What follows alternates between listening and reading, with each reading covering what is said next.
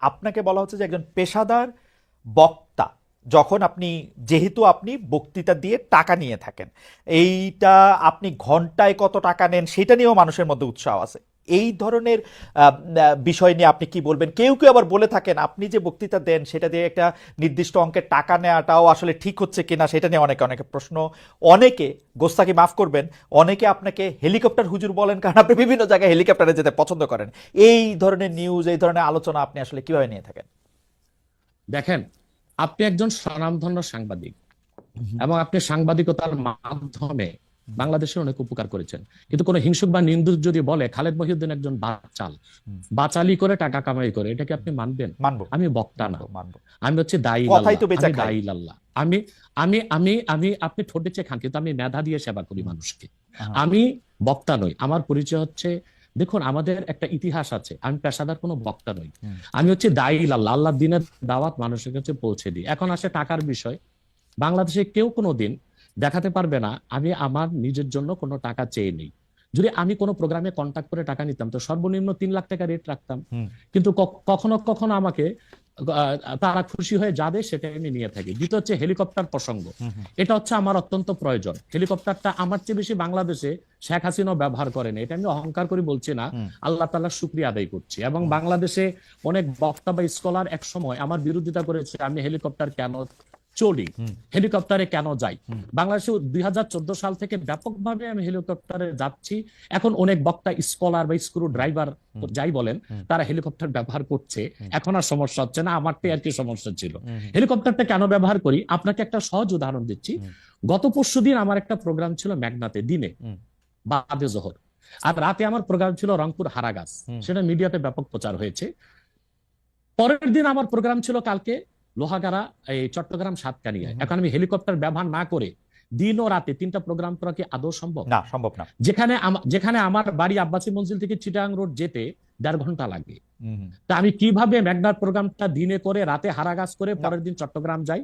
আমাকে এটা অনিবার্য কারণে হেলিকপ্টার ব্যবহার করতে হচ্ছে, এবং সেটা জনগণই দেখে। এর জন্য তো আমাকে হেলিকপ্টার হুজুর বলতে পারে না। এখন যে হুজুর নৌকায় চড়ে মাহফিল করতে যায় তাকে কি নৌকা হুজুর বলবেন?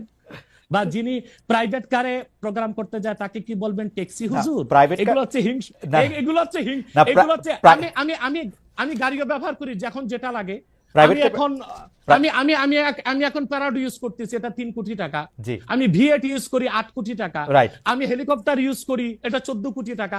এখনো আমি নৌকাতেও যাই, যেখানে যেভাবে আমার সুবিধা তখন সেভাবে সেখানে আমি না, উপস্থিত সেটা হই। ঠিকই আছে।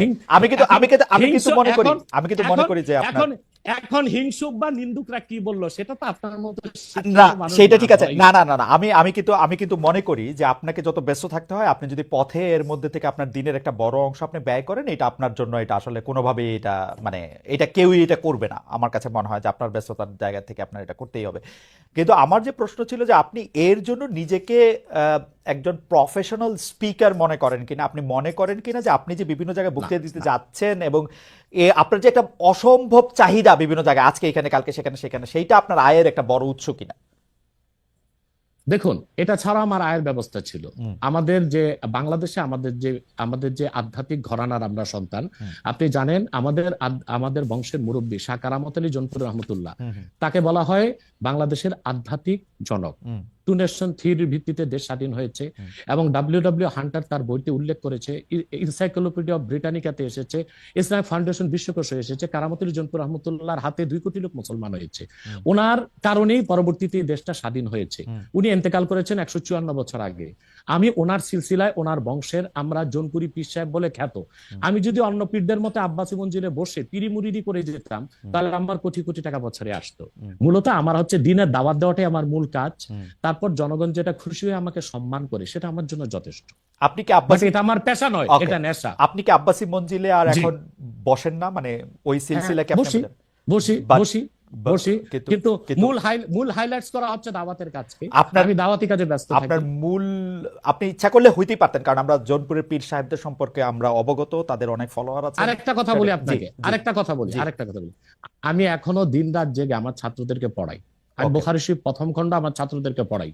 তো শুধু মাদ্রাসায় পড়িও আমি কয়েক লাখ টাকা কামাই করতে পারতাম, বই লেখক কামাই করতে পারতাম, কিন্তু আমি মনে করি তৃণমূল পর্যায়ে আল্লাহর কোরআনের দাওয়াত পৌঁছে দেওয়ার জন্য ওয়াজ মাহফিলের কোনো বিকল্প নেই। রাইট, সেই জন্য এটা আমার পেশা নয়, এটা আমার নেশা। এটা আপনার নেশা, কিন্তু আপনি অন্যগুলি যেগুলি আপনি অর্থ করি নিতে পারতেন সেগুলি তো আপনি নেন নাই, আপনি নিছেন হচ্ছে দিনের নিচ্ছি, দাওয়াতের নিচ্ছি, জায়গাটাকে, টাইমটাকে, নিচ্ছি। সেই ওগুলো নিচ্ছি, ওগুলি কিন্তু আপনি ঠিক টাকার জন্য আপনি ব্যবহার করতেছেন না। আয়ের ব্যবস্থা নয়। রাইট, সেই জন্য আমরা আপনাকে একজন পেশাদার মানে বা প্রফেশনাল রিলিজিয়াস স্পিকার এরকম বলতে পারি কিনা, সেইটাই ছিল আর কি আমাদের প্রশ্ন।